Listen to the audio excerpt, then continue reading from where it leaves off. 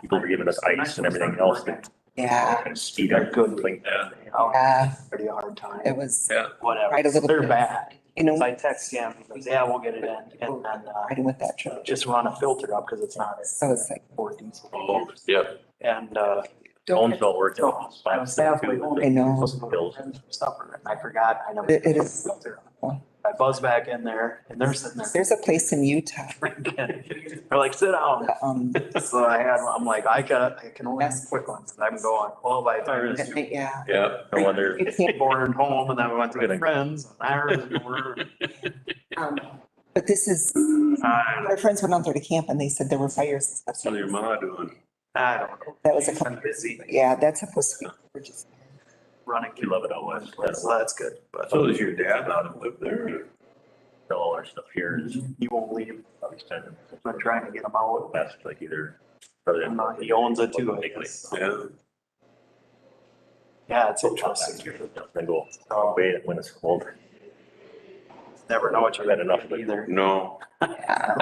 It's like, if you could just know that If it works out. stay away because it's gonna be bad, but then the next time. Terry Jan, she just You know, when was it he was helping? Idaho border, last summer. you know, but she took her horses and bought a little ranch out. But that turned, it was good right away. Yeah. Twin Falls, Idaho. Yeah, it was. Seen where a river starts. You're doing this wrong and you're doing this wrong and blah, blah, blah. And I don't like That was this. fake. It was so clear. Before you knew it, it just turned back and that's why we had to part ways again. So what did I? I'm like, can't you just come and help? Yeah. Do your job and.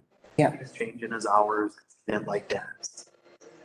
We did the drive around Lake Coeur d'Alene. Whatever, all the stuff that Part of it affected is, to him, Yeah, they, drive him nuts. yeah. And I did, no, I, well, I'm worth way more than that. towns, you know. Yeah, Just just can't afford to. Yeah. Try to stir. When I hired you, I was hiring somebody at this level. If you wanted to do it, fine. You don't. Use in the curvy road. That's why we go to Wisconsin. Everything's blacktop. We went there Sunday. We. Whatever. We drove around my wife. We went Yeah, half and half. Part of the fun. 45. Yeah. yeah, double it. Drywalling today. Yeah. Are they? Same reason. 90 black. Daryl Shermer's doing. Okay. But I don't know. Oh, yeah. God, it's lovely. Was it on water? Huh? No water. We're just, hi Becky. I don't know. I just, Little Daryl yeah, smiling. just like his dad. Yeah. Yeah.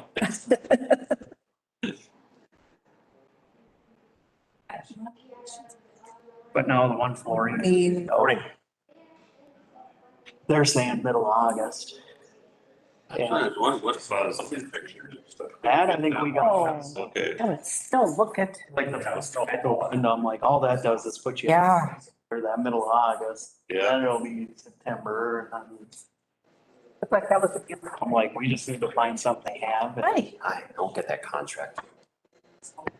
You know, if you still I want, don't understand it, this whole there's a, supply chain. I sure will if you wanted to spend. Are you able to get, Okay, because somebody comes in there and says, No, we're at the, tomorrow. I was thinking we were at the real comments. our, That sucks to me. our meeting, Yeah. so they'll be there. Get them. That might. We're doing our best. So you come. Doing. He said Wednesday, so. remember those little stuff they used to have and Again, we're not every agreeing. cups, you know, just. Yeah. Okay. I can't find them. For the board meeting, yeah, I'll take care of it. Okay.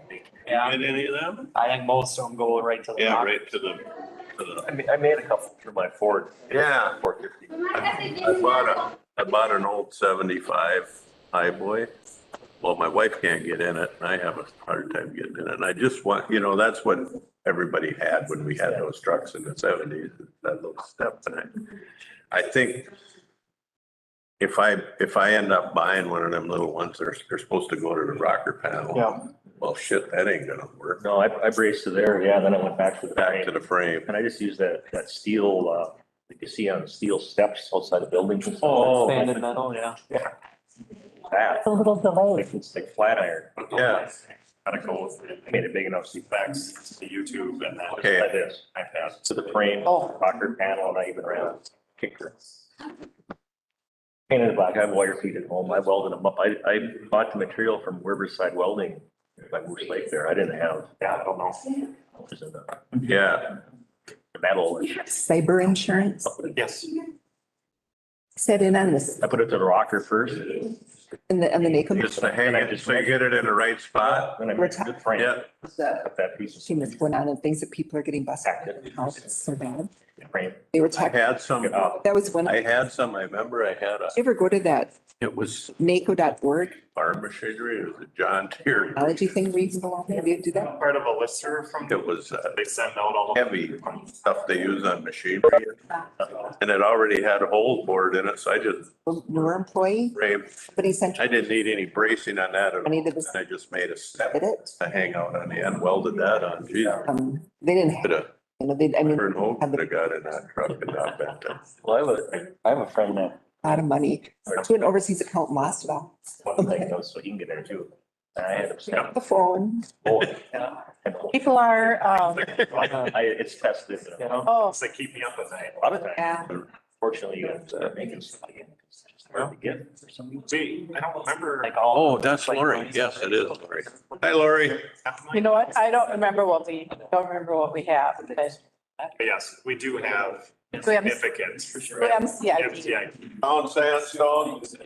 Yes. They were saying, That's where you do. your IT department, and if you don't have it, you need, it's spending money on. So I got, yeah, questions that it's like, okay, ask Brian this. They have that. Well, and I knew that we had a lot. I knew that you were working with a lot of those, because we've talked about those often during election stuff. But yeah, probably did, but it's like, oh, I'll ask. Yeah. Eliminated Right? And we've used, somebody else. A piece. yeah, Yeah, Dealerships. Big time. Hopefully, no maintenance plans and all. Yeah. yeah, well, you know. Bill, And if you guys try to that's, warranty on it, it's yeah, that company. So that just gets sent to us. and then send it back. Or we can see a pattern of same email coming from other. Your house too? Call the emails out, block. Canada. Oh, 12-year-old son. But if you did one that was like a working email, terrible too, and I think it goes in your deleted box too. If it was something you needed. oh. Well, it was like, it was just really kind of odd that that came back, or, you know, and it was like, We've gotten stuff where Figure out, oh, I'm gonna be gone. arts flyer. Actually, meetings, like, Well, you can just unsubscribe. development, like, just in here, we're gonna be traveling, just winging it on bikes. Oh, this is just, Like, Idaho and oh, stuff, so I do you got, guys just take the bike and go, or do you take it? we put it, I got a list. Back and Oh, forth. okay, cool. Yeah, and we go. So we'll try to figure out exactly the. So I can get the address posted. Yeah, that's always nice, COVID stuff, you can just dial in and didn't have to freaking. I liked it. You could be wherever you were. Well, even like me, if the work was crazy, I could just, there was a lot of times in the last however many years, I just wouldn't go to a meeting because there was, Do we have anybody dialed in, but if I could just. Ryan? Yeah. Join the meeting, and Staff, Commissioner Love, this is Eileen. that works for me. Matt's saying it's time. It's time, Matt. Thank you. Let's see. Notice of participation by internet technology. The Pine County Commissioner Matt Ludwig will be attending the Pine County Board of Commissioners regular meeting today via interactive technology pursuant to statute 13D.02 and Minnesota Department of Administration Advisory Opinions 08-034 and 1300-009. Commissioner Ludwig will be seen and heard at the meeting by electronic means and will participate from Staybridge Suites, 2350 Commerce Drive, Rochester, location open and accessible to the public, and I'm sure they're flocking in there, Matt. Public is invited to join the meeting in person or remotely. And with that, we'll call the meeting to order and rise for the pledge. I pledge allegiance to the flag of the United States of America, and to the republic for which it stands, one nation under God, indivisible with liberty and justice for all.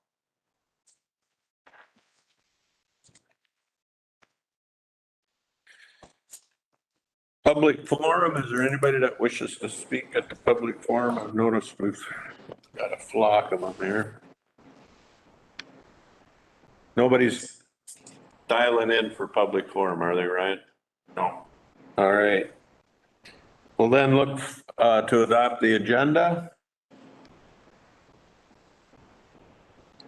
Did we have any additions?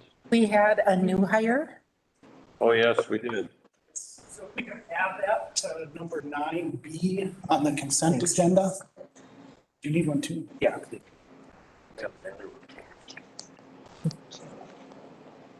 Everybody get that? The new hire? We're gonna add that to the consent agenda. We'll look for a motion to adopt the agenda. Ludwig will move with the addition. I'll second it. A motion by Ludwig, second by Lovegren to adopt the agenda as amended. All in favor, say aye. This, Aye. I'm sorry, we have, because Commissioner is remote, we still need to do the roll call. Oh, do we? Okay. We learn a lot of rules in this game, don't we? Okay, Clerk Debbie, your favorite job. District 1, Chair Holland. Yes. District 2, Commissioner Moore. Aye. District 3, Commissioner Lovegren. Aye. District 4, Commissioner Waldham. Yes. District 5, Commissioner Ludwig. Aye. Thank you. Okay, then we'll look for approval of the minutes of the July 6th, 2021 County Board meeting and summary for publications. I'll make a motion. Lundgren moves. Second. More seconds. Any discussion? Not, the clerk will call the roll. District 2, Commissioner Moore. Aye. District 3, Commissioner Lovegren. Aye. District 4, Commissioner Waldham. Yes. District 5, Commissioner Ludwig. Aye. District 1, Chair Holland. Aye. And then the minutes of the boards, reports and correspondence, the Pine County Housing Redevelopment Authority, regular meeting of May 26th, and the Pine County Chemical Health Coalition from July 12th. I'll move it. I'll second it. Motion by Moore, second by Lovegren. Any discussion? Debbie, you want to call the roll? District 3, Commissioner Lovegren. Aye. District 4, Commissioner Waldham. Yes. District 5, Commissioner Ludwig. Aye. District 1, Chair Holland. Yes. District 2, Commissioner Moore. Aye. And then the consent agenda with the new hire added.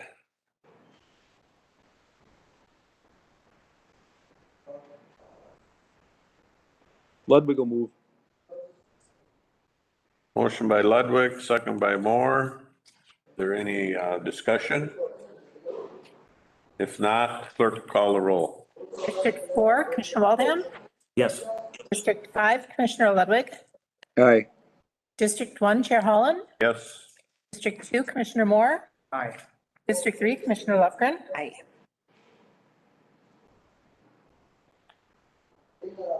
Okay, we'll move on to the facility committee.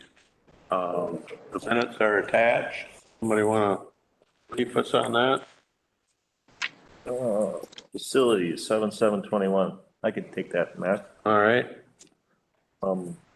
There's a door and wall that's yet to be finished. Discussion of the signage to direct the people who enter the courthouse was also discussed. And that needs to be taken care of.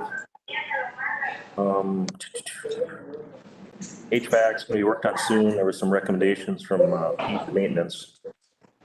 They also have some wood covering on a wall instead of, and then put sheetrock instead because of the cost and accessibility to the communication wires and everything else and cost, which was kind of nice to see. It'd be a great savings. Technology, boardroom should be completely done, right, Ryan? By the 26th, I believe was kind of the target date. Yep. ADA requirements were discussed. And then also comparing the similarities between this building and the building down in, of course, the courthouse. The boiler maintenance hopefully will terminate to the old building coming soon. And I think that about covers it. If there's anything you want to, your power supplies, or there's anything changed since for me. Next meeting, September 1st. I like to pass on, I think the remodel of the boardroom in Pine City really turned out nice. I was in there for a meeting. Well, we've had a board meeting there and had a meeting yesterday and it's like a huge room now without that rise. More user friendly, I think, too, the way you configure it every kind of scenario you can think of. It worked out good. So thanks everybody that worked on that. Mr. Chair, Yes. I just want to add one thing to the facilities committee thing is that Ryan brought up an issue that when we built the North Pine Government Center and all the rules that were happening there, that a new hearing compliant code came in from ADA, and we are working on getting that accomplished at the North Pine Government Center too. So that'll be happening as soon as we can get that figured out. There is at the boardroom now, there will be assistive listening devices for people to use if they, Nice. and then Ryan was gonna get a quote to do the same technology up here. Good. Thanks. Thanks, Matt. Yep. We don't need any board action there. Personnel committee. Looks like you had a week-long meeting. You want me to take it, Matt, or do you want to That do would it? be awesome. That would be great if you would. Thank you. Okay, so yeah, we did have a meeting, Health and Human Services, we acknowledge a resignation, Darcy Poker, effective July 2nd, approve the backfill. Sheriff's Office, acknowledge a resignation of Corrections Officer Timothy Autumn, Timmy McKellar, and Michelle Picker, and approve the backfill the vacancies. Recommended the jail system coordinator job description revision and proposed to grade the position from a grade 10 to a grade 9.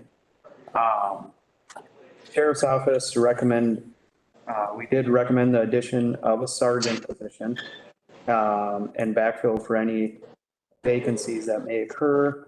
The sergeant position is grade 12 with a minimum starting wage at $29.36 an hour.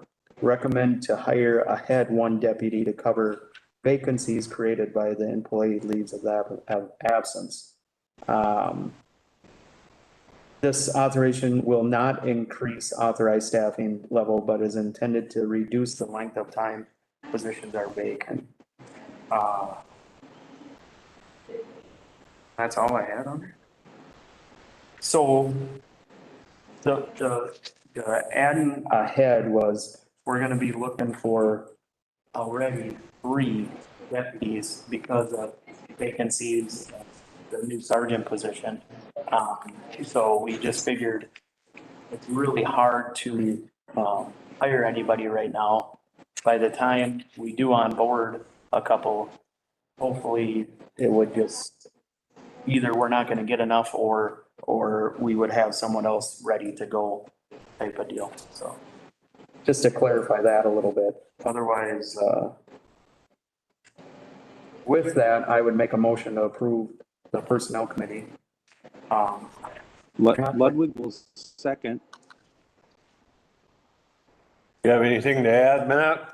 I do. I just feel that one of the primary roles of us, as a county board is to, provide the security for the county. And I think this is a good step, in our law enforcement getting it. We're still probably going to be a little short and a little, but at least we're in the right direction to, when people call 911, you know where I stand. They expect to get somebody there. So that's it.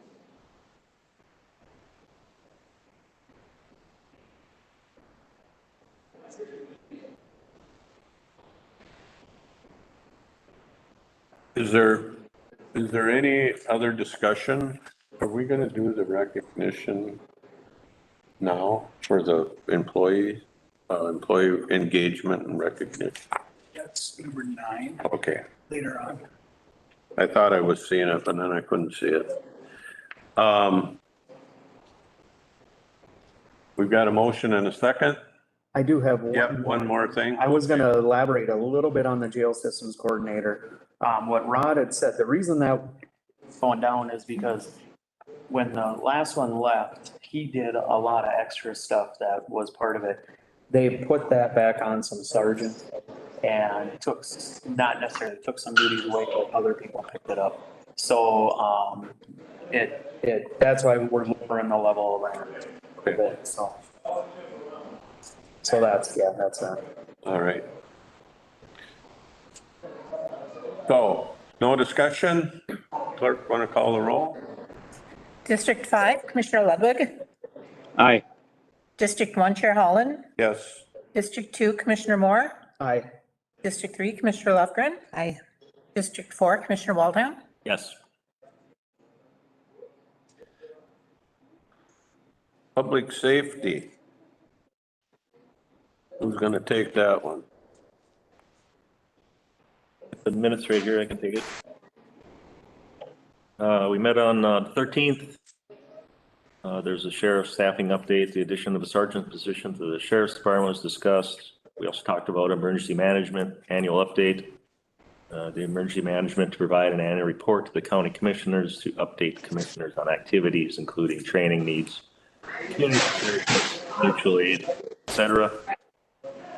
And then the appointment of Deputy Director of Emergency Management, there is a recommendation to appoint Chief Deputy Scott Grice and Sheriff's Manager Denise as Deputy Directors of the Emergency Management. And then the authorized Board Chair, Chief Deputy. That's read right, yeah. And Sheriff's Office Manager and County Administrator to sign loyalty oath cards.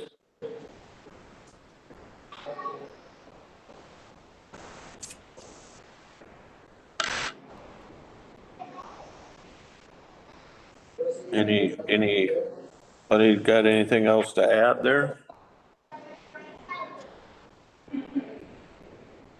Mr. Chair? Yeah. Maybe just to elaborate a little bit on the county attorney made a presentation, and that was following up the county board's January strategic plan where attorney office staffing was a high priority.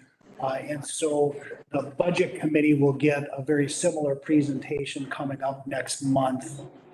But certainly if there were any questions of the attorney or if you wanted to add any framework before that, you're welcome. Thank you. The minutes captured just a little bit of the comparative data. And I think it shows, the disparity that everyone knew, that the number of cases that the Pine County Attorney's Office runs through is higher than most of our surrounding counties, and our staffing level has not kept up. Maybe Chisago County could just borrow us a couple. Looks like they got plenty. They're definitely Okay. overworked up there.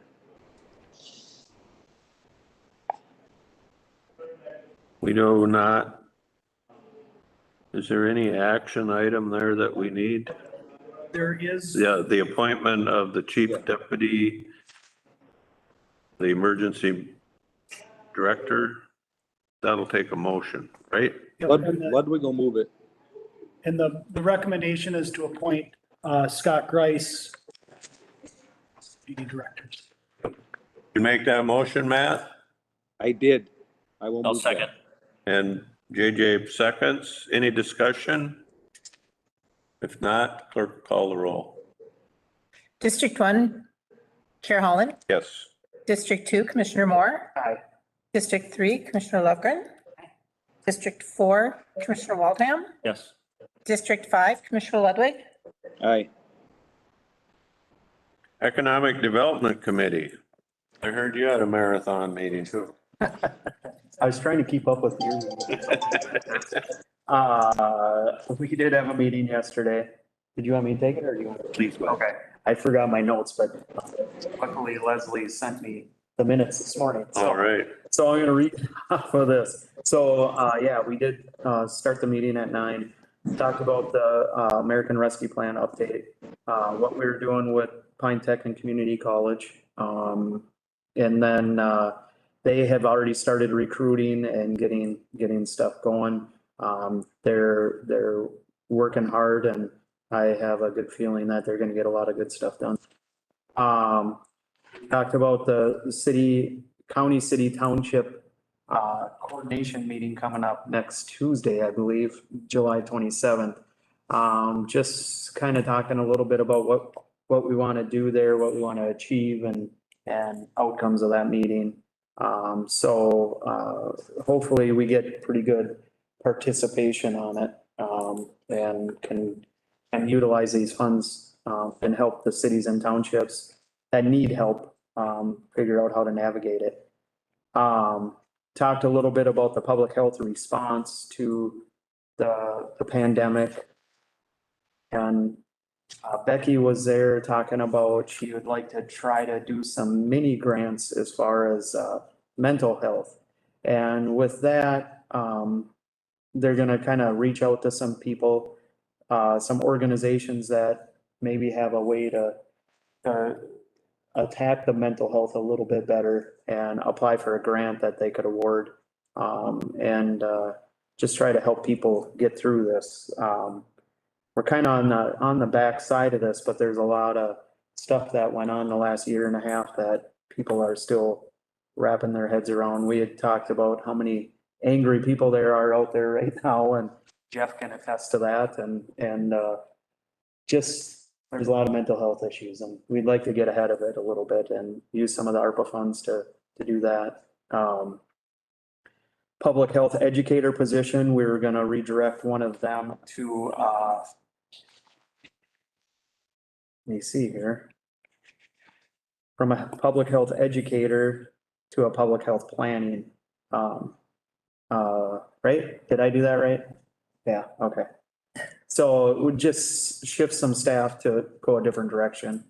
And then we actually went on a tour of dispatch, which was cool. I've never been down there. So, Denise was there, was looking for some funds they got 3 stations, but they're all like, quarter circle or corner kind of thing. So they got 2 of them that kind of back to back, and they got one kind of by itself. And she said, if they have all 3 going, which is usually in something major going on, they would like to have, they want to do one corner one, and a flat one in the middle, so they can all be kind of part of a pod.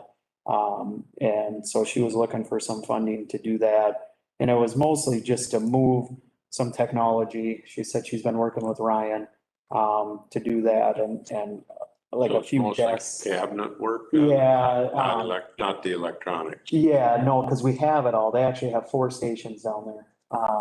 So everything's there. It's just they need to redo some of the desks and stuff like that. So it wasn't, and move some of the technology was the big thing that can cost a lot of money because that stuff can't be tampered with or something. It's got to be. So yeah. So she kind of showed us how that'll work. And then Sheriff Nelson was there talking about, we've been running into some issues in the jail, like always. There's always something going on in the jail. But it was really exploited with COVID that if you need to segregate somebody, like females or juveniles or something like that, if they have to be by themselves, you almost have to shut down a whole cell. Or the whole, did I say that right? The whole cell? Section, yeah, so it ties up, in some cases, one person might tie up like 4 to 10 beds that they can't utilize anymore because they have to have it separated. So they're not talking about a full remodel, but in a few spots, maybe a block wall and a new door in the thing so they can separate it from the rest of the population. We talked a little bit about a body scanner, cause they have a lot of contraband that comes into the jail.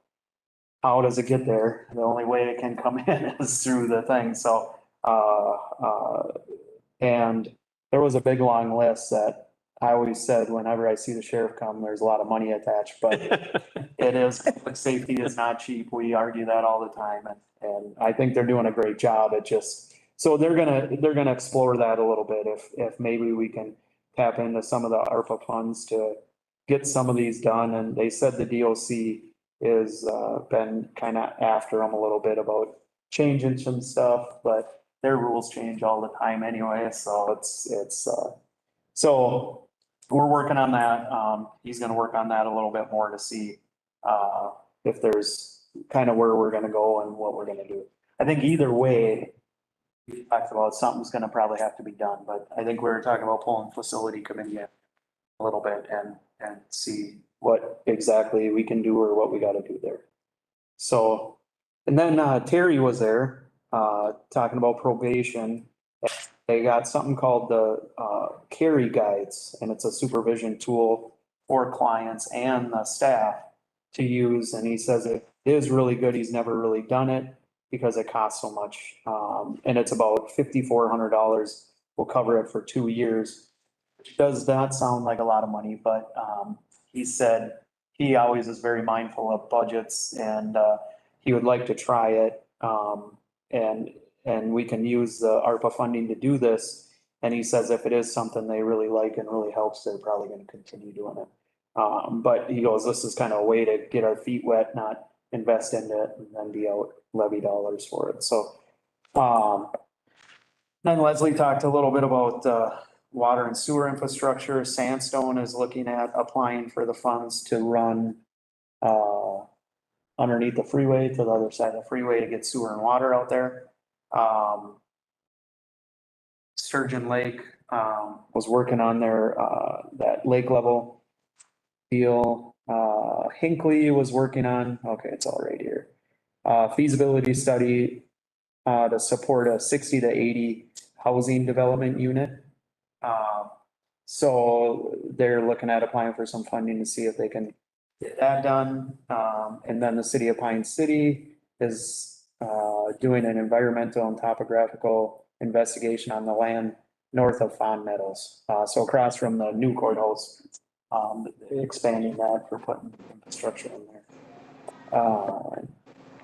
And then, are we even halfway through yet?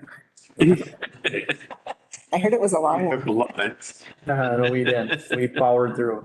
Address negative impacts, countywide building renewal. So Lakes and Pines was, they proposed a draft budget, that through the ARPA funding to serve 25 owner occupied, 5 rental units and 15 commercial buildings.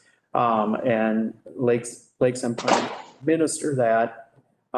It was, 1.792 million, which we kind of got a little scared by that. And this was just a proposal to say, hey, you know, if this is something we want to do, we can scale down, scale up. So we're gonna discuss that. We didn't push it forward because that's a lot of money. And, you know, as we work through this ARPA funding, maybe we can scale up a little bit or scale down or whatever. So we're thinking about trying to do something, but we're still working through that. And then, oh, childcare, that was another big one. Hinckley Finlayson School District acquired some property that they're talking about turning into like a childcare center. Where she said it would be, she said right now what they would like to do is in-home care providers there's two levels to this building that they acquired, that one could take one floor, one could take another floor, and then it wouldn't be in-home because there's so many challenges to do in-home daycare now, the restrictions, and I don't know. I know for a fact, I know a couple, two, three, just locally in Pine City that have quit in-home daycare now.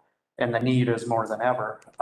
So trying to just navigate around some of that stuff and trying to help keep that going, because without that, and it's gotta be somewhat affordable, it doesn't work. People don't go to work, and we need people working. And then Becky did talk about some food distribution that she wants to work on, end of August, I think it was. Yeah.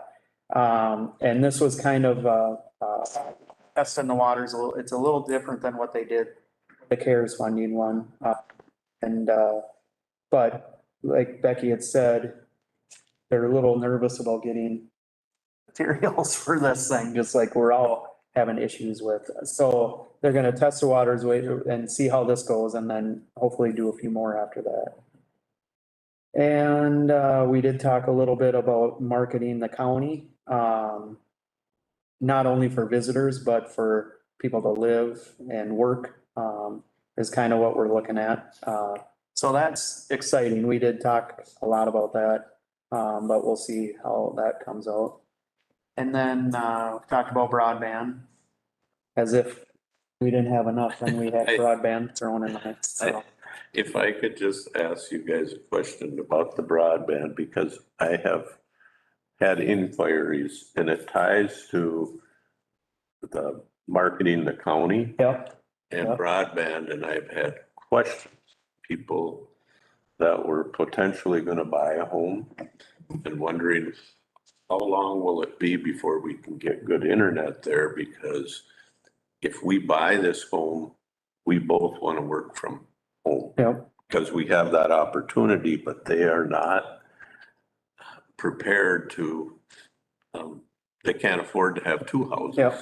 So they want to have one house where they can have good internet, and they're a younger couple that they have an opportunity. They don't want to live in the metro area. Yep. Because Jeff's done such a good job at police in Pine County.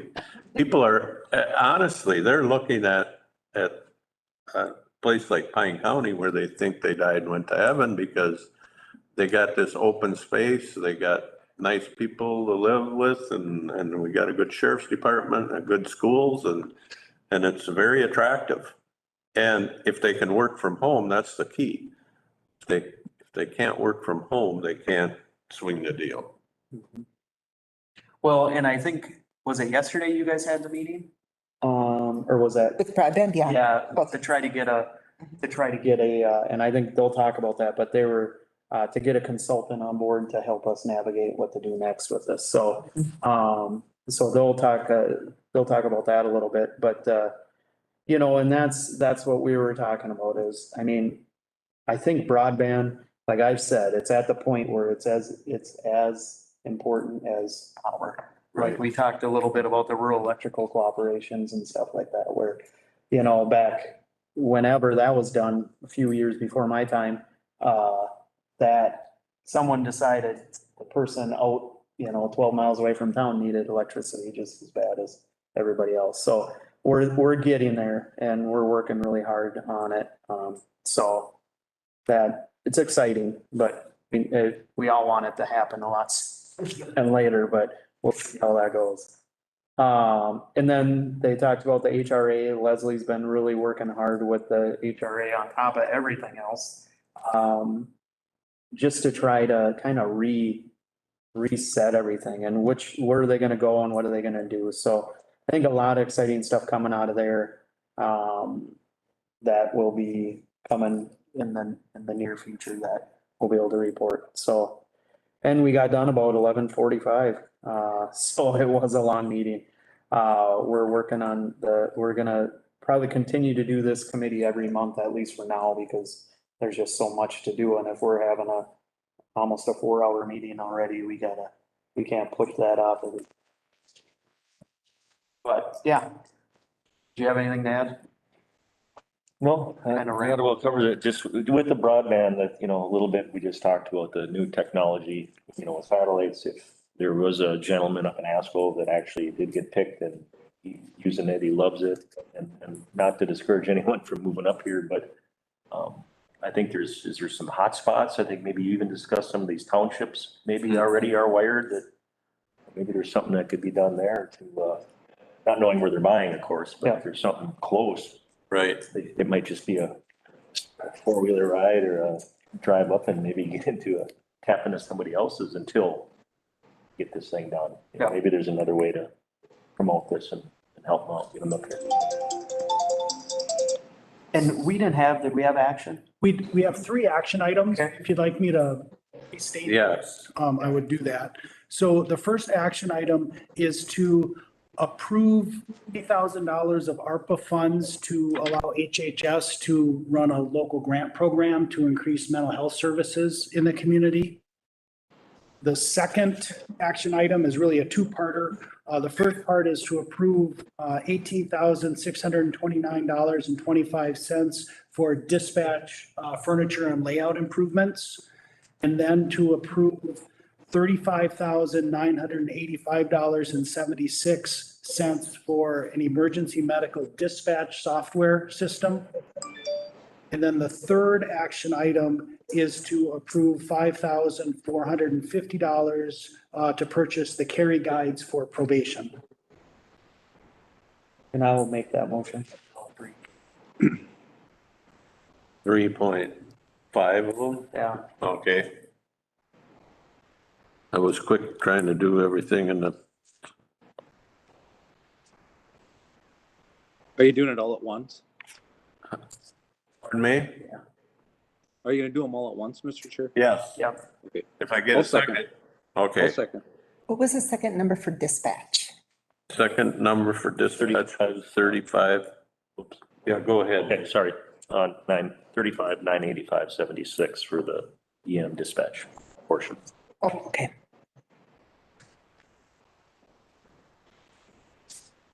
And I'm assuming we've got a good, because we got a finite amount of money and so we're not gonna overspend what we got. We know that. So any discussion? Thank you, economic development guys, for hanging in there in that. I just had a question. Josh, you had talked about, you met with the school or you talked with the school about what's going on with the ARPA money that we gave to them. Did they say if they've had any people from, we added the other 3 school districts? I can say that. I was at their kickoff meeting. Yeah. Last Wednesday or whenever it was, and they had, I don't know, maybe 12, 15 kids with a parent or somebody there to learn about, because it's brand new to them. Right. I mean, they just heard about it 2 days ago, and to get that many, I think they were encouraged to get there and, try to get them, guide them down a path. They had counselors there and some instructors to kind of guide them where to start, so. So they have been getting. Yeah. Nice. Good. Thank you. Any other questions? If not, I have one, Yeah. Mr. Chair. I do, but it's not relevant to this. It's just, was there any discussion at that meeting about how the townships are doing with their requests for the Recovery Act dollars? Any update there? I don't know what's going on there, that's all. I think we're gonna find out next Tuesday, Matt, Okay, unless you know. I haven't, the only feedback I have is from the city of Rock Creek. And they are in wonderment. They know they just need to know more about the program. What can we spend the money on? Because we don't want to send it back. So, okay, I was worried more like, do they need help accessing or, doing? they may need more help than we can imagine, is what I'm gathering. Because they don't have, we got Leslie's and David's and Becky's and Jeff's and everybody working. You got to remember, if you're on a town board, you got 3 people in most of those town boards, some of them 5, and a part-time clerk. You know, they don't have the capacity to wade through that paperwork, I don't think. You know what I would do, Matt, is just really highly recommend that your townships go to that meeting next Tuesday and meet with David and Kelly to hear more about what it is and what's available and to get the help there. And hopefully they'll be there and they will reach out and say, can you help us? And we will. But, And I Yeah, think, I just worry because most of them all have full-time jobs, they're doing other things, and, you know, their township work is kind of part-time, and I just wanna, if there's something we need to do as a county, I just want us to do everything we can, that's all. I don't know what that is for sure, but. I was just going to say that the committee did talk about next Tuesday's meeting, about ideas for the agenda. And what our strategy is going to be is if townships and cities are there and they're on top of it and they feel confident, that's great. The list that we are really going to be looking for is the jurisdictions that do not show up, so that we have a list of follow-ups. And then also the jurisdictions that do show up and ask for help. And so we, on the positive side, we have a lot of time. The state of Minnesota, I don't think has even sent out the final calculated amounts for the townships and the cities, or if they have, I haven't seen them yet. And so we have some time to work with the jurisdictions that need help or want help. and the next Tuesday's meeting is here in this room at Yep. 5 PM. At 5 PM. and that's what we were. Okay, thanks. about Thank you. is With Kelly, she's trying to get some stuff together where if a township or city is just like, hey, give me something to partner on and we'll just help you fund it. And that's kind of where the ones that just are, it's over their head, Right. where they just don't have the capacity to do it. So that's what we're working on through, so. Matt, did you have something? No, I just am happy that was a good, as long as we stay ahead of it, that's better than being. Yeah. The good thing about this program is the deadline isn't like next week. So we got some time. Thank you. So we do have a motion. We haven't voted on that yet. Lot of rambling here by me. But anyway, we got a motion and a second. Any other questions or discussion? And if not, Debbie, you want to call the roll? District 2, Commissioner Moore. Aye. District 3, Commissioner Lovegren. Aye. District 4, Commissioner Waldham. Yes. District 5, Commissioner Ludwig. Aye. District 1, Chair Holland. Yes. Land Committee, All right. Terry will take that. So I filled in for Matt yesterday. did meet yesterday and we have, we came up with our land auction that's been approved. And so we've got that's all set up to go. The date is going to be September 17th at 10 o'clock and it's going to be in the boardroom in Pine City. So that'll be going out. We have a request for a land exchange. It's going to be exchanging, if it happens, some property in Fleming Township that we own with some property in Danforth Township that the property owner has. Vice versa. They own it in Fleming and we own it in Danforth. We did give Greg the go-ahead to see where it would go, if it would be feasible for us to do that or not. And so we're waiting for more information on that. And we have a memorial forest ordinance that we talked about yesterday. And we had talked about that at a meeting back in, I want to say February or March, somewhere in there. And Greg made the changes to it. We're going to be fixing it up a little bit more and it'll be coming to the board in August. But the things that we talked about was hunting stands and blinds, that they have to be temporary forest roads, that you can't have it. If you've got property that we have in Memorial Forest and you've got a 40 or whatever in the middle of that, when you're only allowed to use four-wheelers, whether you own the property or not, you can still just use the four-wheelers because it's not fair to have somebody driving back through when other people can't. Permanent structures are prohibited. You can't remove the soil and take what you want. The same thing with timber. Agricultural, you have to have the license. Dispersed camping, it explains what that is and gives the direction on what dispersed camping is. there's a definition sheet on here, so it kind of gives you an idea of what things are. So I think, we did go with the 3 inches for the timber mat for the stump. We had talked about that at the meeting last time. So that is on here and we did go with that. So keep an eye out for next month and you'll have the actual copy to review and we'll look at it then.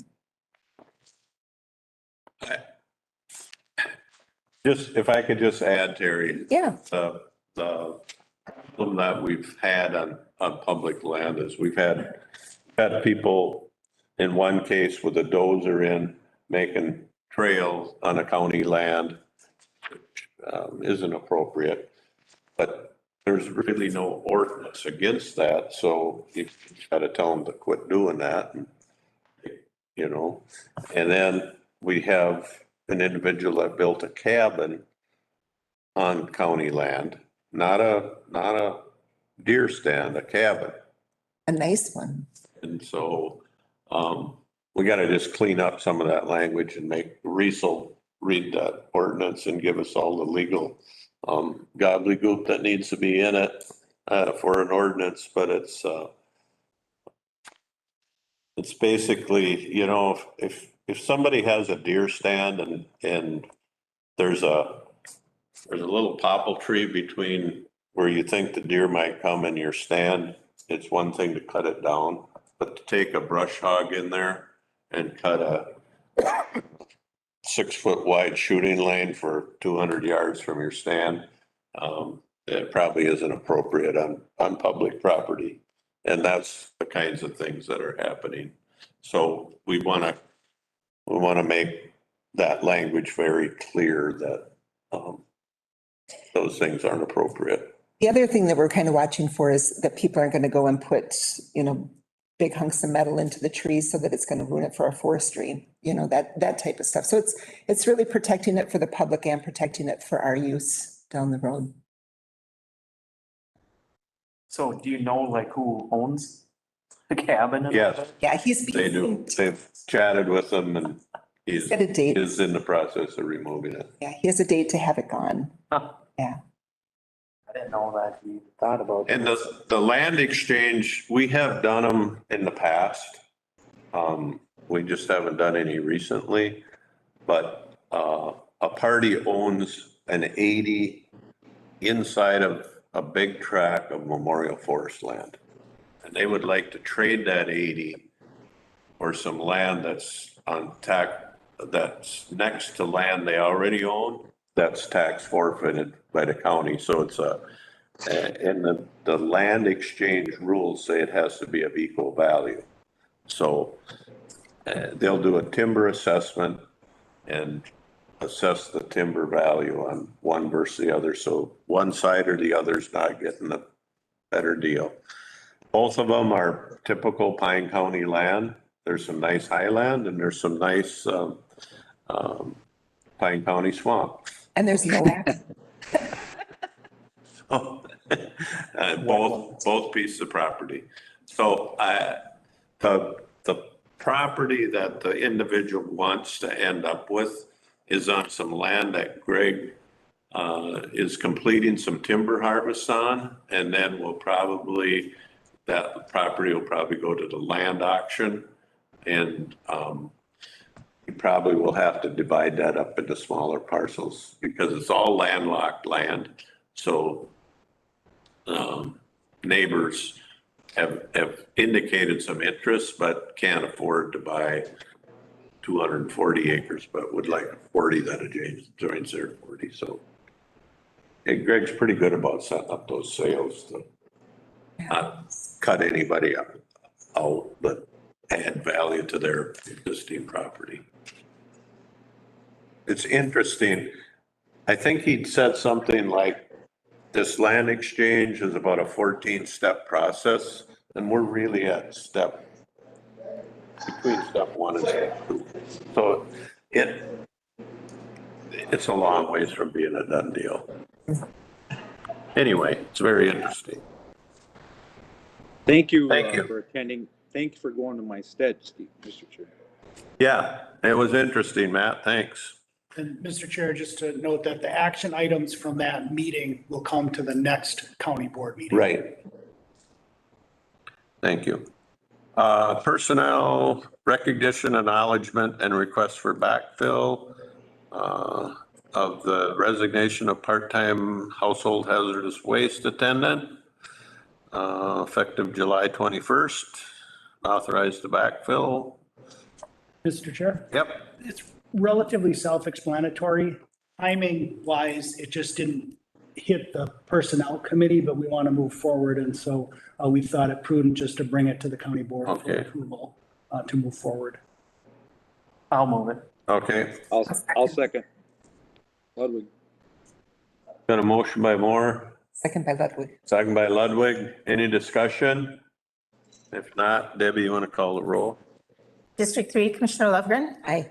District 4, Commissioner Waltham. Yes. District 5, Commissioner Ludwig. Aye. District 1, Chair Holland. Yes. District 2, Commissioner Moore. Aye.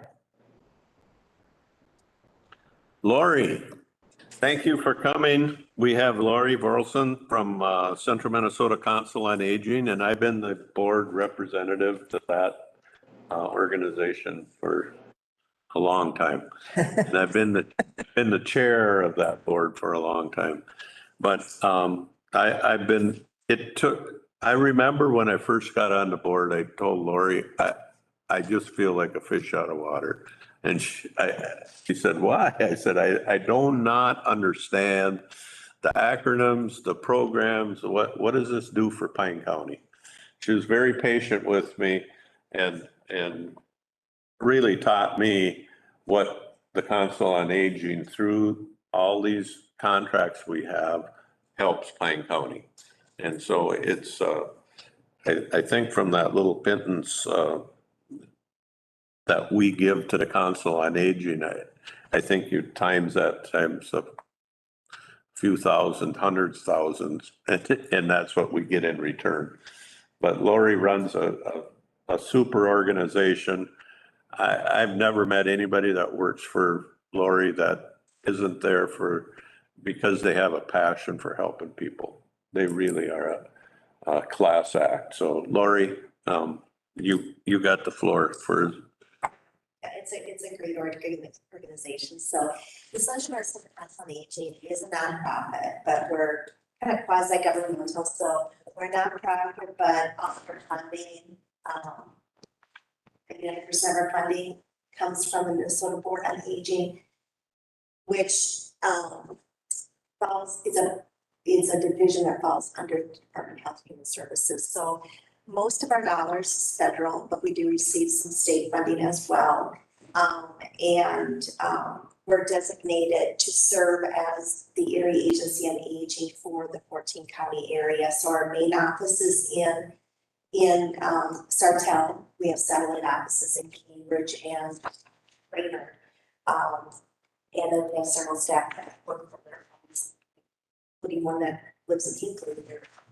So I don't know if that works from home. But so in the nation, every county in the nation has an area agency that services them. And in Minnesota, there's 6 area agencies on aging and 1 tribal AAA. So we cover all the way from Pine down to Saddle, so all the 5, as well as UCAS, Todd, Medina, and Morris. So it's quite the geographical territory. One of our primary responsibilities is we receive federal Older Americans Act dollars that we work through our board and our advisory to discern of the array of services that we can fund out with those dollars, what is most needed in our local area. And then we solicit applications and award contracts and grants for those services. So with Older Americans Act dollars, the whole intent is to service individuals over age 60 and family caregivers to help them remain in their own homes. So it's we don't fund any programming that goes into, for example, assisted livings or nursing homes. These dollars are really to help support frail older adults remaining in their own homes. And, unlike like the waiver services that you folks work with, Older Americans Act services are not means tested, so there's no income or asset eligibility. Individuals have to be over age 60, and they receive the services, and they can voluntarily contribute to the service, but they're not denied service whether they donate or not.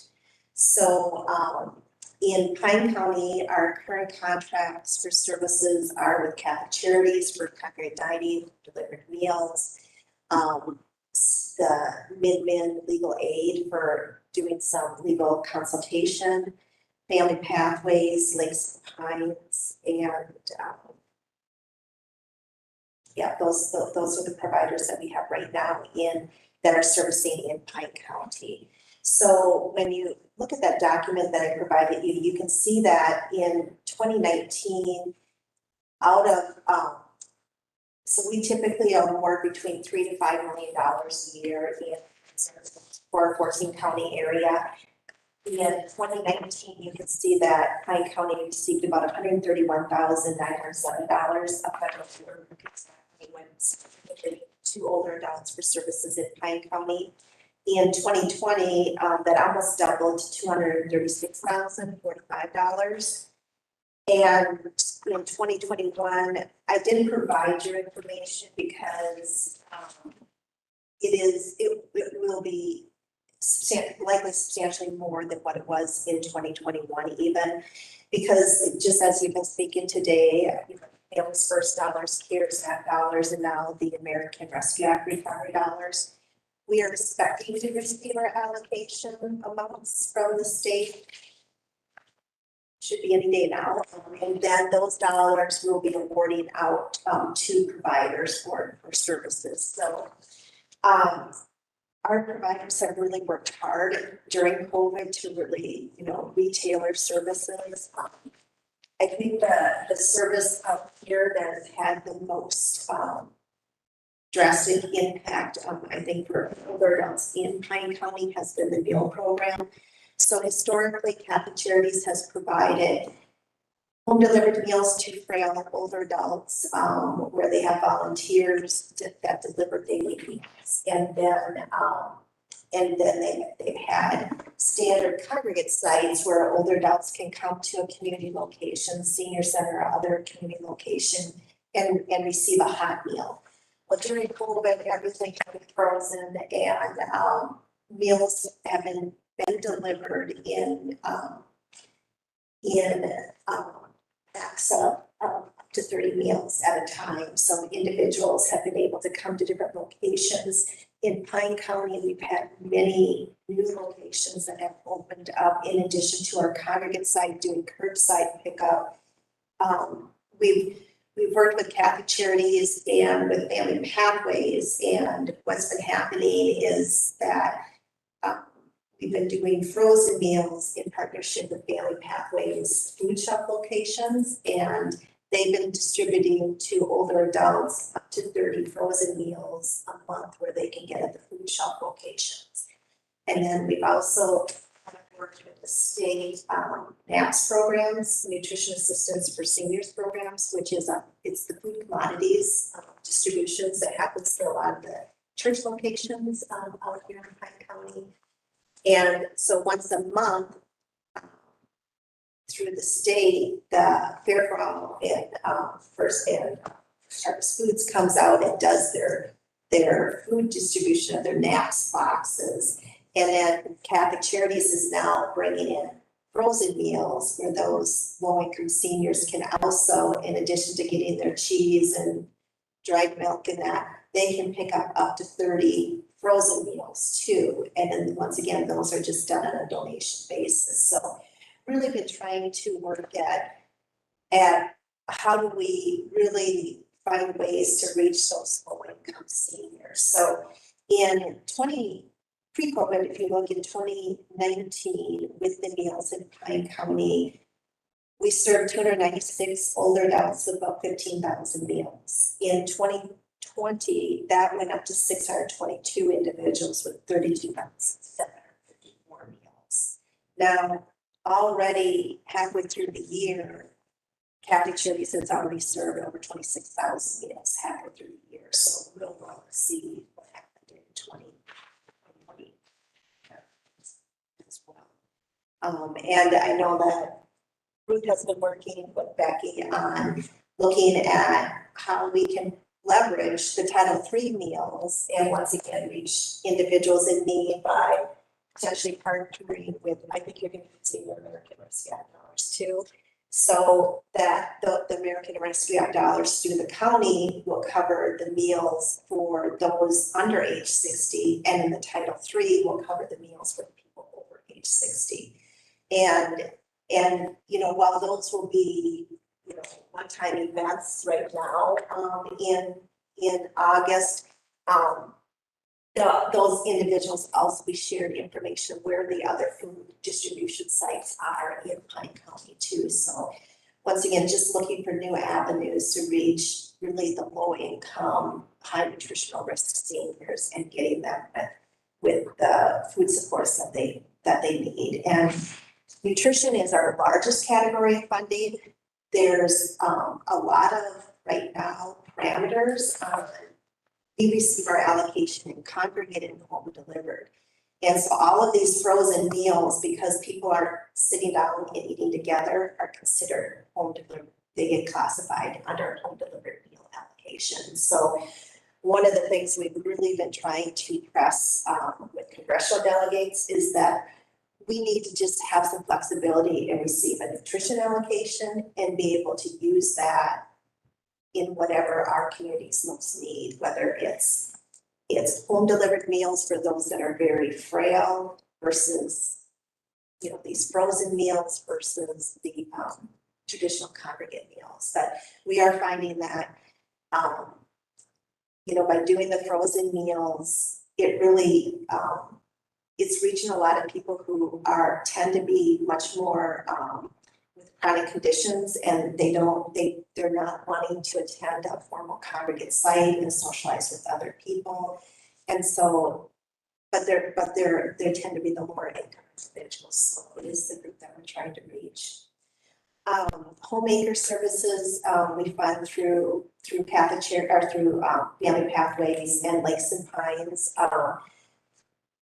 The 29 people that's been served in Pine County, housekeeping, and then grocery shopping assistance falls into there. So that's been a big area, especially during COVID, of getting people their groceries and medication supports. Caregiver respite services, about 24 people that caregivers are being supported with that. Legal assistance, once again, we have a contract with and Senior Law Project, and St. Cloud, and they have several attorneys, and they have monthly time in each of the counties in our region, but they provide legal consultation with things such as evictions, wrongful terminations, appeals to Medicare, those types of things are what they're working on. So last year, 11 older adults from Pine County were served with 55 hours of legal counsel. The telephone reassurance was new last year, which we provided them with our providers funding. You see 72 people, 196 calls.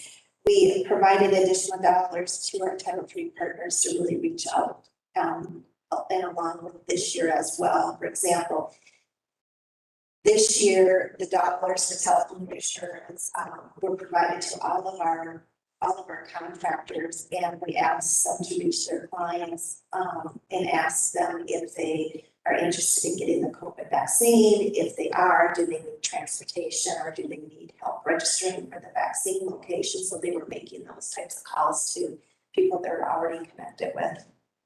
And then the senior linkage is the only direct service that we do as an area agency on aging. And I hope you're all familiar with the senior linkage line, but it's actually a program in the Department of Health and Human Services, and we operate it locally, but it's a 1-800 number that people can call, and we have social workers on staff that can help people over the phone, or they can meet them out in the community locations. Last year, everything was done over the phone, unfortunately. Our senior linkage staff are starting to open make arrangements to opening up our outreach sites again. Those will start to do face-to-face now in August is when we're gonna resume that. And then we have a social worker that's located out at the Cambridge office that covers this area along with, actually we have two that cover this area up here. And they're there to help them meet in person. A lot of work around paying for prescription drugs, sorting through Medicare, understanding what Medicare will and will not cover. Individuals that are being transitioned from the nursing home.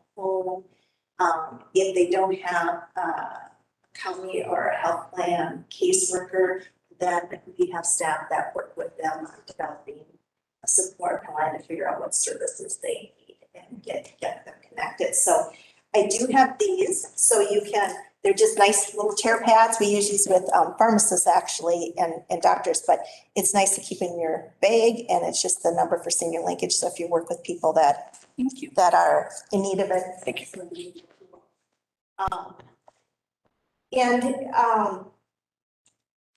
Our request to the county, again, so when we draw down our federal Older Americans Act dollars, we do have to have local match for that. And so the amount of match that I'm in need of is just over $56,000, and we prorate that by the 14 county area. So based on the 60+ population, so Hinds County requests has always been $2,534, and our request still remains the same. You know, when the new census data comes out, when we look at that funding formula, we look at that funding formula with the new census data in there, and it may change in subsequent years, but our current ask for 2021 was for 2,534, and I did put in a letter that I submitted. I usually do that in June because I know boards are in the process of making their budgets for next year. So I would ask for that continued support, and then we ask to continue to have a representative on our board. So we have an advisory, so we have a representative that's either an older adult or a senior service provider from each of the 14 counties, and Patrick from the county from social services serves on our advisory, and then Commissioner Allen serves on our board. And ask for that as well. Do you have any questions or? Thank you, Lori. The first thing I learned, and the thing I still remember, is the senior linkage line. If somebody asks you a question about, my mom needs some help or my aunt needs some help, you can't remember anything else, have them call the senior linkage line. Those people are really awesome. They can answer every question you may have about, you know, there's some great services for people that, you know, they might just need somebody to come and help them get some meals ready for the rest of the week, or to go grocery shopping for them.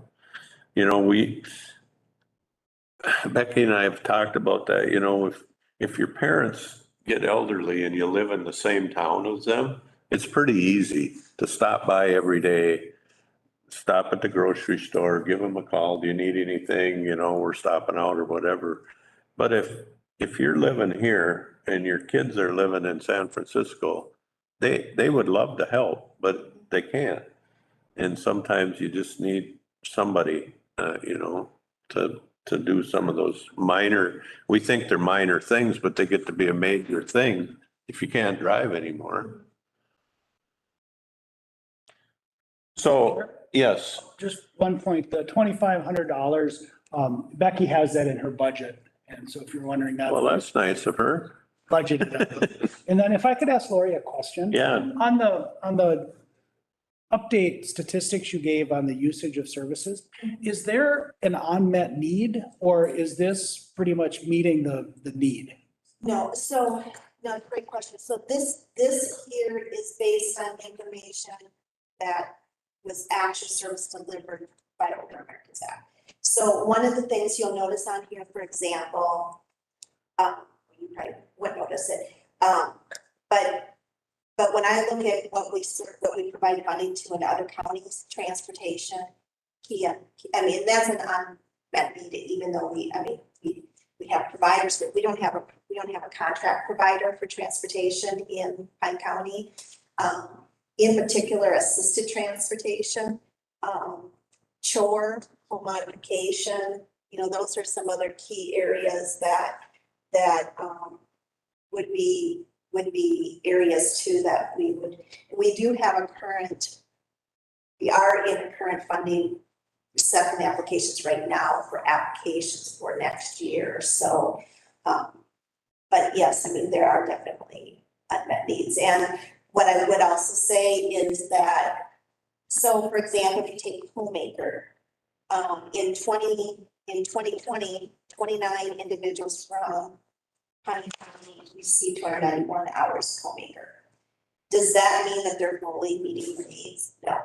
Family Pathways uses both volunteers and staff, and they it's a workforce shortage. I mean, so what I would say is that the dollars that you see here are dollars that we actually paid out for services in Pine County.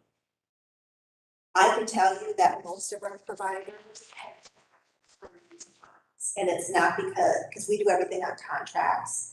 So it's not because the need isn't out there, but it's the capacity of the organizations to find volunteers and to find staff to do the services. Thank you. Thanks, Lori. So I've looked for a motion. I think we can do them all at once for the contribution and agreement to be signed and to appoint me and Patrick back to the, I'll make that motion. okay. I'll second. Motion by Lobgren, second by Waldham. Any discussion? I have a question. So do you want me to include Patrick Meacham as okay. Yes.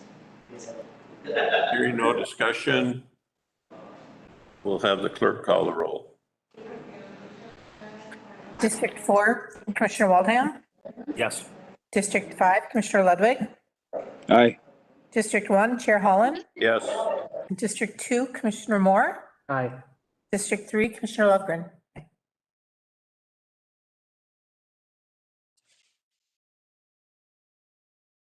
Thank you. Yeah. Pine County Recycling Contract Amendment. Good morning, Mr. Morning. Members of the board. Morning. Morning. So, we got a new recycling contractor in 2021. And we have, what was that, 2020? Oh, time just flies. Well, so we have been discussing, one site in particular in Finlayson, where it's an unstaffed recycling shed. When they bid the project, they bid based on a sorted recycling product, meaning that there'd be, almost a marketable product. And that's how they operate in other counties that they've worked. At our staff locations, that's working, where the residents are kind of, there's a little more guidance from staff on how to sort things, and it's orderly, and that works for their system. At our unstaffed locations, which are Finlayson and Bruno, when this contractor came in, they had very immaculate signage of where each thing goes, really nice new containers, new dumpster. There was a new look in many ways, and we've not had a good, the participants haven't been following the rules very well. It's been kind of a mess. We've been getting 6 to 10 yards of garbage per week.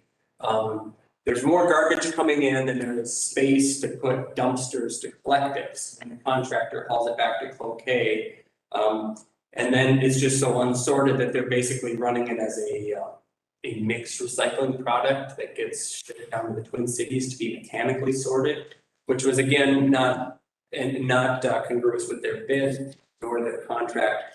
So they've proposed that we come up with a strategy to fix it or remove it, just because it's not working.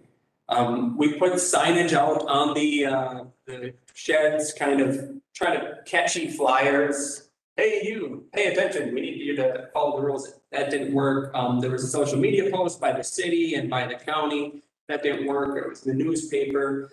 And I approached the city. They ran it through their city council. Do we have any ideas of how to make this better? And they basically had no suggestions.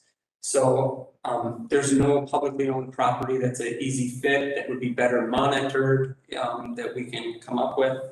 So with no better ideas, I guess we're proposing to amend the contract to remove that location, just because the project has to stay within budget. And one thing that we've looked at is, as we've trimmed a few of these sites over the years, the unstaffed sites, one thing we always look at is proximity to other locations, commute patterns, that type of thing. So with it being 6.5 miles from Sandstone, where we have a staffed recycling center, folks in Finlayson probably have to drive somewhere to get groceries, and it's probably that direction.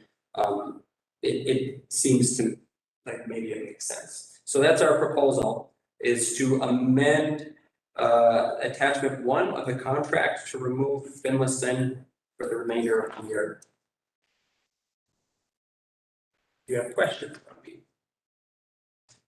How much, I mean, there, in your mind, obviously, there must not be enough stuff that would warrant having a person man a site for a day a week or a 2-day or whatever.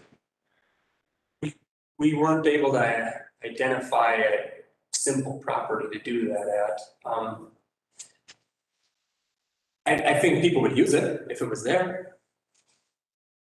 It would be more cost out of solid waste funds to have another person sit there. But yeah, Kelly and I discussed that. I mean, we've had this discussion before as we've closed other sites, because the people that do recycle, there's a point where they just don't take it. Is it 6 miles or 10 miles, or I don't know, for everybody's different, but. Yeah. We had to stop when we moved Tinkley because we couldn't get to the other facilities when they were open. You know, we were working and we just couldn't do it. So, you know, I think that created a hardship for a lot of people, but it was a junkyard in Hinkley. It was bad. Yeah, it's a sad commentary, I think, on that people can't police themselves. But I don't think we have much choice. Yeah. Originally, I would set my sights at how do we have a stellar recycling rate so that we're getting as much recycling out of that landfill as we can, which we pay dearly for. But at what cost, you know? And so in some ways, if people want to recycle in Pine County, you could also argue we've got lots of opportunities to do that. So is this going to drop what we're paying right now for? It wouldn't. That's not the proposal. Kelly and I talked about that too. One of the things that with the contractor, we're having the same issue in Bruno that's also unstaffed. And it's just not nearly the massive volume that it's an imminent problem for the business, you know, there. So in some ways, it's almost kind of compromise. So we're gonna let that one persist. Okay. Go ahead. Is that the only 2 unstaffed sites, or those are the only 2? And they were, as we were trimming sites, when Phase was the contractor, they were the better ones. And I don't know if Finlayson has gotten worse, partly since Phase closed their doors, and that was a free dump site for a number of years.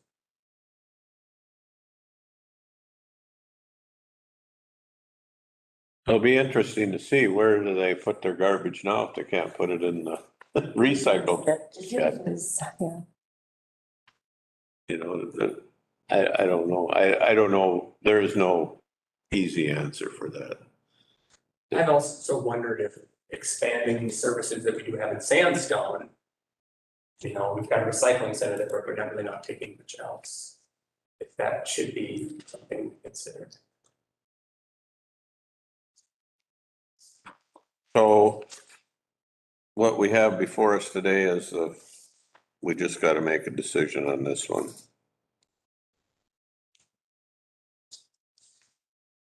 I'll make a motion to amend the contract. I'd second. A motion by Moore, seconded by Waldham to amend the contract for recycling. Any more discussion? If not, Debbie, you want to call the roll? District 5, Commissioner Ludwig. Aye. District 1, Chair Holland. Yes. District 2, Commissioner Moore. Aye. District 3, Commissioner Lovegren. Aye. District 4, Commissioner Waldham. Yes. Thanks, Caleb. County Staff Appreciation Day. Consider the approval of resolution 2021-52 proclamation on July 27th, 21, Pine County Staff Appreciation Day. So y'all have this one copy in front of you of the resolution. It's a statewide deal.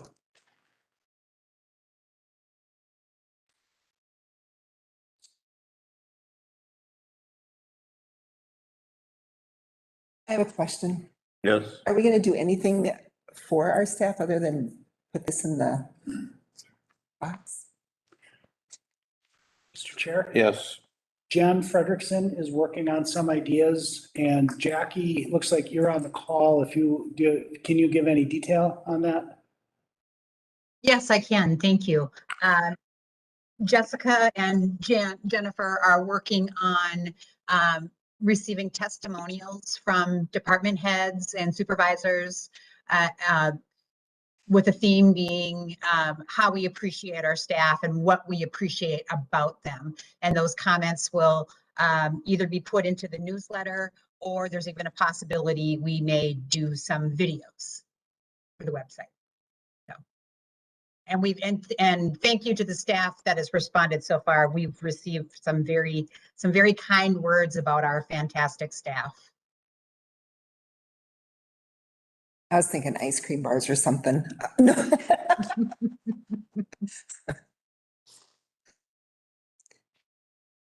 I think we have fantastic staff. Yes, we do. They've really busted butt, especially during COVID. I think of Becky's employees and what they had to go through, and just the offices being open and people really stepping up. I do appreciate our staff.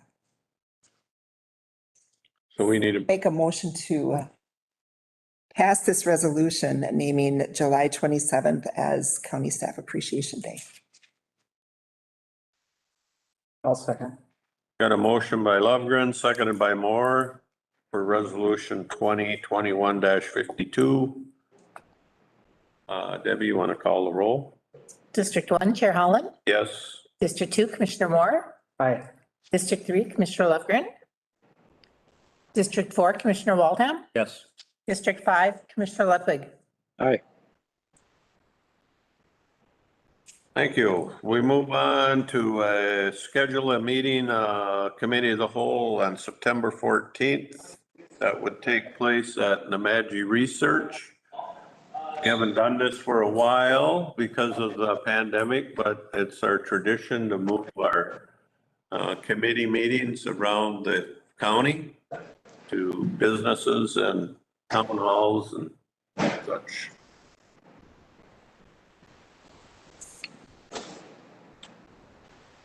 So are we doing motion? You need a motion, I'll move that. I'll second it. A motion and a second to set the committee of the whole meeting on the 14th at Nemadji Research in Bruno. Debbie, you want to call the roll? District 2, Commissioner Moore. Aye. District 3, Commissioner Lovegren. District 4, Commissioner Waldham. Yes. District 5, Commissioner Ludwig. Aye. District 1, Chair Holland? Yes. Move on to commissioner updates. Soil and water. Yeah, new supervisor there is Jack Frechette. He's yet not to be sworn in yet, so he, can't vote. Hopefully that'll take place soon. There's a vacant position yet in wildlife. There's a lot of, no meetings. There was no meeting for forestry, Snake River, the one watershed, one plan, LSC, no meeting. Same for the Nemadji one and the Snake River. Policy, no meeting, drill, nothing to report, trees, nothing to report. And there wasn't any NRCS present. A little bit of something I think should be on the radar here for the board or for the county would be there was discussion on the new federal holiday of Juneteenth. So one of the persons on the board would like to see what the county is gonna do, if they're gonna give employees off for the day. It was his feeling that their district would follow suit. And Paul is gonna follow up with the county. He'll probably be getting, he was on vacation last week. I'm sure they'll be calling you to see what's gonna be recommendation. On the budget committee, there's roughly 160,000 left undesignated after all their other funds and unearned revenue was accounted for. So they're gonna allocate 50,000 of undesignated funds into their annual budgets for the next 3 years, starting in 2022. Next meeting date and time is moved from the 11th at 3 p.m. to the 4th of August. Thank you. Oh, yeah, you're welcome. Let's see, East Central Solid Waste, we met last Monday. More garbage is coming into that landfill than ever. We can't seem to get ahead of it. I mean, they're keeping up, but when you haul more garbage, you know, month after month than you ever did, it means you're gonna run out of space earlier than you had planned on, so that's moving up the process that we're gonna have to, you always gotta think several years ahead of where we're gonna have the next cell, so we do have room for some more expansion, so. And the deer carcass disposal issue apparently is not dead. One of the commissioners went to the town board. The landfill is in Arthur Township and requested that the town board put a moratorium on disposal of deer carcasses in the landfill. If they do that, Reese, it'll come down to a legal question. Can they, if MPCA says it's solid waste, can they designate one single source of solid waste that can't be put in a landfill? I say no, but that'll be a job for you to decide down the road if it comes to that. So, Mr. Chair? Yeah. Did they commit that they ain't even gonna take their own? Or are they still on, They- take our own, but no? No, they'll take, right now, the landfill is gonna take them, but now Danny went to the town board and the town board is considering a moratorium. They haven't acted on it, so.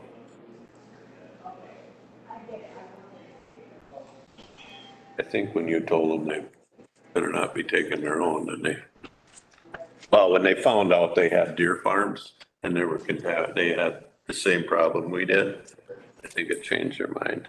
Mille Lacs Band Ojibwe meeting, or wait, Pine County Chemical Health Coalition. Okay, so we're still waiting to get people together so that we can figure out the core group and where our next step is gonna be. We've had a problem getting people to, that can all meet at the same time, so we're getting that going. we talked about, we received $1,144.79 from statutory fees collected for felony and misdemeanors. 1,000 was paid to the Host Lionheart Experience at Willow River and the Pine City Schools this fall. So our balance right now is $15,311.23. We have a Fishing for Youth that's going to be coming up, and Kevin Glass from probation he's working on that. Was a really good event that they had. Was it 2 years ago? And last year they couldn't do it, but it's just exciting that they can bring that back on. So that's coming up. And then we just talked about trainings and who's doing what. Yeah. I will add to that I've done I've been doing trainings through Montana Institute. So I did a 3-day training session, and then it's, I think, 8 weeks where you meet once a week and talk about different topics. And it's been interesting.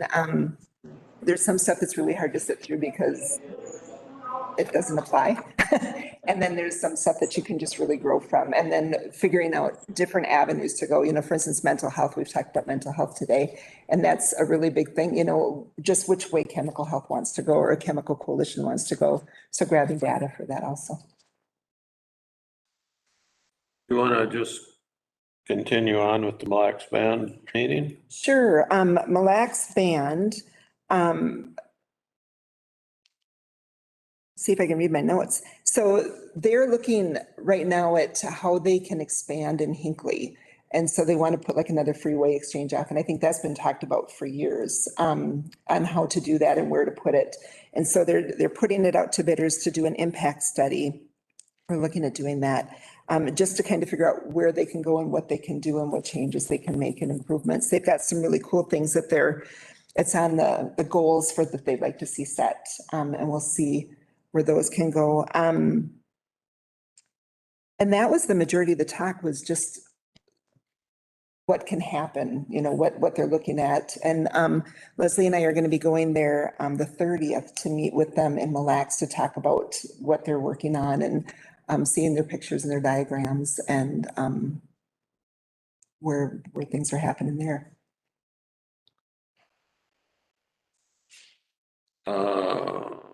Let's see, AMC County Government 201. Anybody go to that? I did. That was the one down in St. Paul. And they had some really, really good speakers. They talked about the meeting laws that are coming up and the changes. My brain just died on the word. Making sure that we don't have more than a quorum that meets or talks, or how we email or that type of stuff, just making sure that we follow the rules. They talked about our personalities and how we work as a board with our different personalities. David Bartholomew was there and talked about the city and working together and different ideas.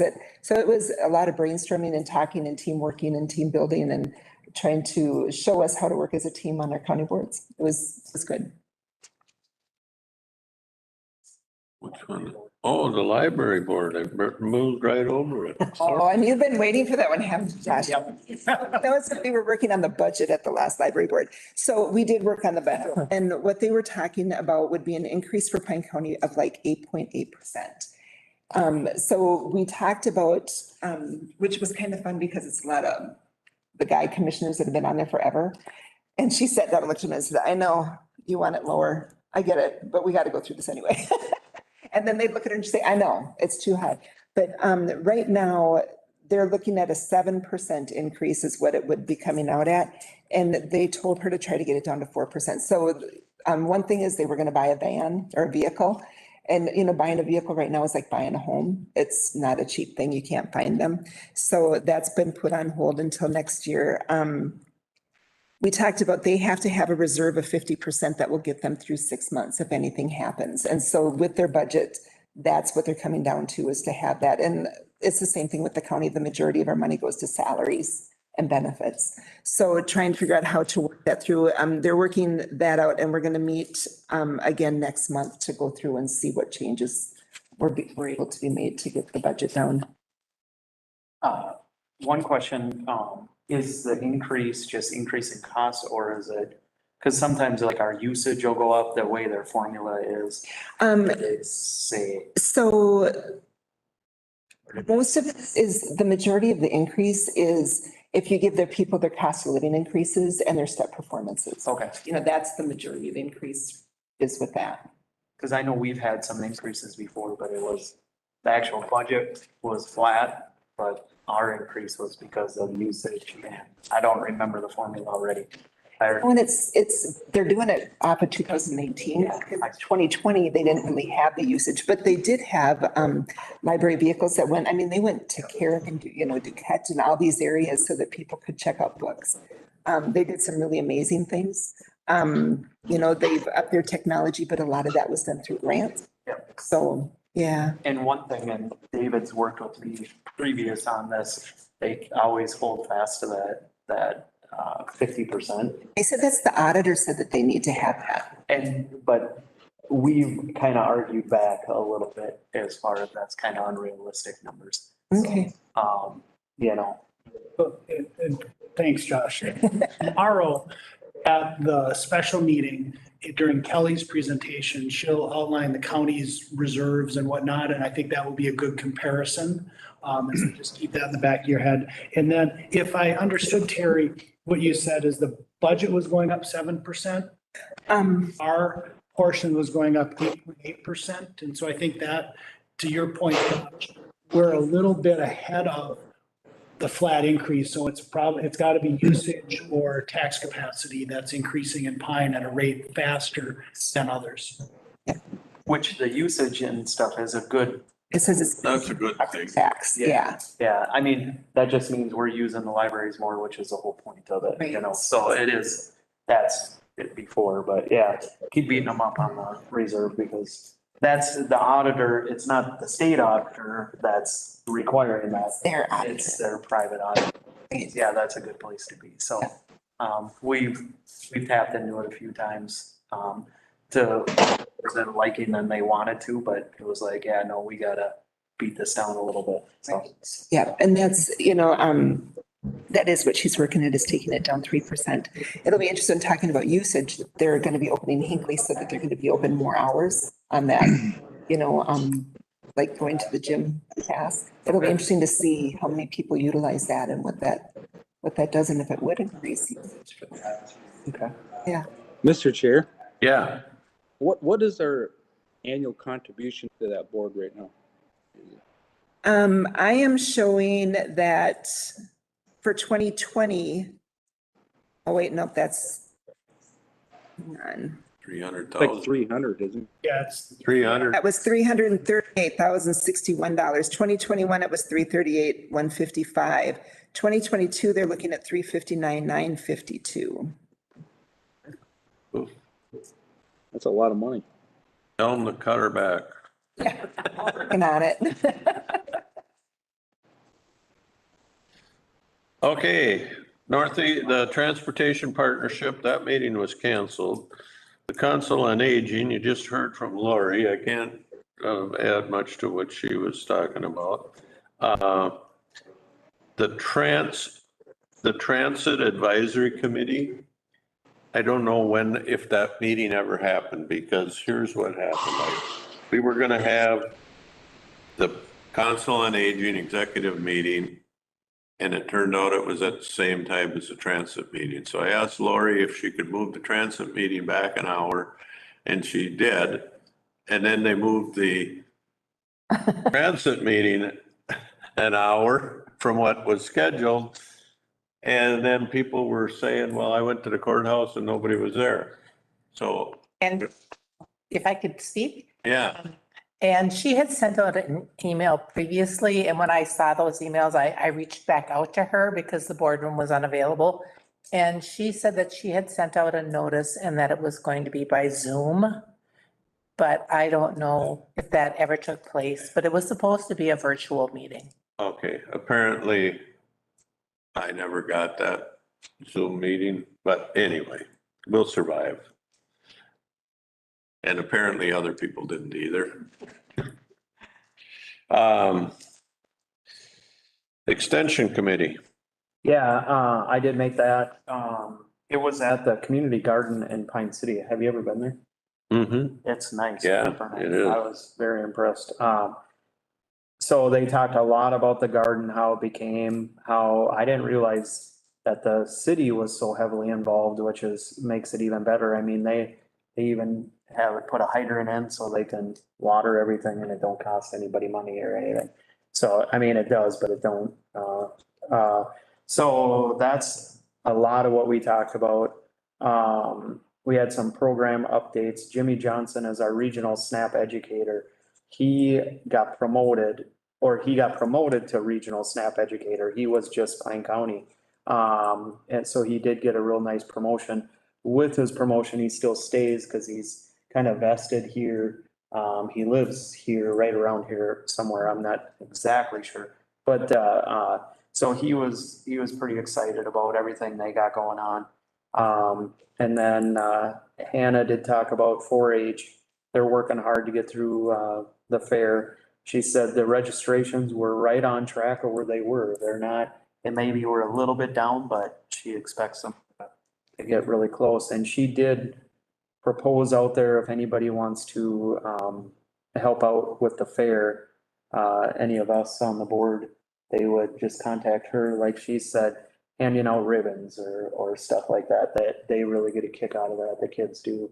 Or I think they got, is it like a barbecue tasting or something like that? Good. Yeah, okay. Good food. Yeah, there's a lot of stuff that she said. if I'm good anybody's- at that I one. did that with Reese. Yeah. If there's any of it, just reach out to her and she'll find us something. The kids really do, the hand of ribbon, you know, when they say, here's County Commissioner Josh Moore, gonna hand your blue ribbon or whatever it is. That, I don't know, they seem to get a kick out of Yeah. it anytime I've done it, so. And then Rod was there, our extension educator, talking about, he's got some really cool production buckets right now that they can rent out, that you can, for pasture management. It's got all kinds of tools in it that measure way more than I know. And he even had the scoop thing that you throw out there and you clip all the grass and then you can measure how much was in that hoop and see if your production's good or bad or how to fix it and all that stuff. And he couldn't get everything back in the bucket. And I'm like, so who made the bucket? He goes, I did, but he couldn't figure out how to put it back in there. So we were joking about that. And then the big thing was our budget. They are gonna propose, so what's really kind of nice is extension educator or ag educator. They've had so much turnover, and that a lot of people have retired, that the price went up substantially. So our next year, memorandum of agreement, we're gonna put it in there where we can raise his position to 75% with a virtual, real little impact to our budget, what we have already budgeted for. And like we've done in the past, that you've been on the board and Matt's been on the board, since we've got this, we had been looking for this ag educator for probably 3-4 years.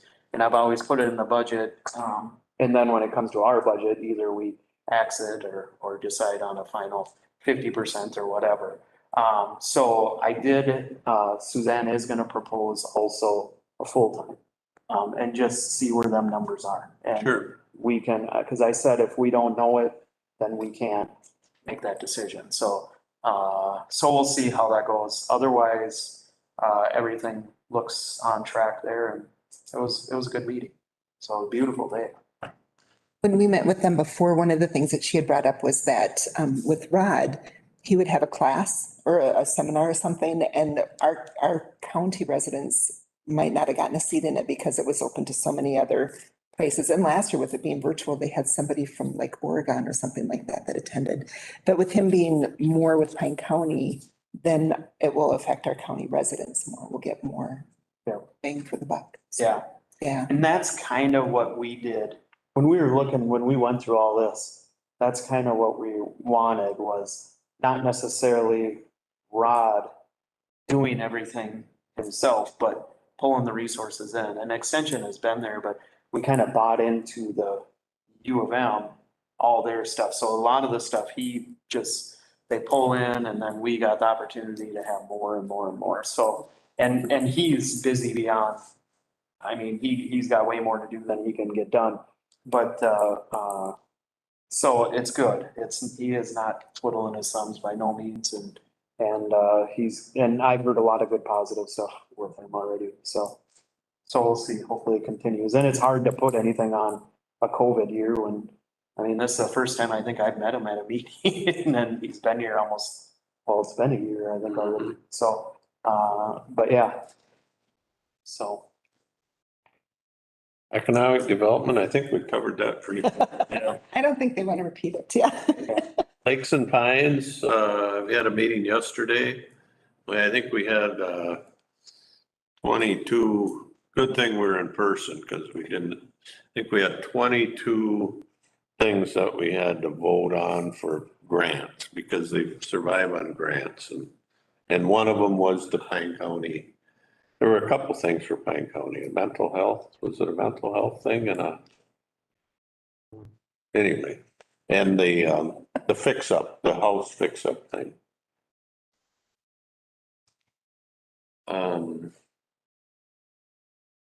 Broadband update. We received 7 proposals. One of them was 57 pages long. No, that was the longest one though. But out of those 7, we met yesterday. It was David, Leslie and I, and we picked 3 of them that we're going to seek out for interviews. And then Leslie's going to coincide with that and call the references and see where they're at and what they feel if they would benefit us or not, or. Good. Yeah, so hopefully, it's the second meeting in August that we're figuring that we'll have information that will come to the board. Yes, and so we likely are gonna be doing the interviews the first week of August. And then we need to pull the funding together and we think we're gonna apply for a Blanding grant. We need to reach out to the Initiative Foundation and then we can also tap some ARPA funds. But then we think we're gonna have a package to bring for approval to the second meeting in August. Okay, good. At least we can keep moving forward. Going forward, yep. Any other business? You know, I attended some NACO conferences and so I'd gotten a phone call and they wanted me to transfer my vote over to Rich Svi. And I thought, oh, nope, I want to vote for Mary Jo. But I had that library meeting and I just wasn't positive I was going to make it back. And so I did give it to the state and he did vote, which was a good thing because they had a voting glitch. So all the people that voted virtually, they voted and then they thought voted and they got offline. And the votes were all messed up. Everything was screwy. Things weren't being counted. And so they had to do a revote. So all those people that had voted virtually, they were already done. They were gone. And so our vote probably wouldn't have been counted. And this way, they got all of Minnesota to give their votes over to the state. So everybody was represented. Mary Jo won by 75. She had 75% of the votes. And so, and she was at the conference this week too. So it was, or last week. So it was good to see her. But I talked to Ryan about some of this stuff already that they had talked about that was really important that we do for cybersecurity. And he's on top of it, you know, hats off to Ryan. And I have some stuff I want to talk to Becky about and just some really good ideas and good thoughts. And there was some good meetings. No other business. We'll be back in session tomorrow at the court in Pine City at 9 a.m. Mr. Chair, Yes. it depends on how long Deb's goes in the morning, but I might be half hour late for that meeting tomorrow. But I'll get there. He might be at. Okay. It'll be good to have you there when you get there, Matt. Dial in when you can. Okay. Yeah. We'll be waiting for you. Thank you. Tomorrow's Meeting's adjourned. Soil and water update, and then there's the juvenile center, and then there's solid waste budget. There's nothing in the package for soil and water. So what, I do not know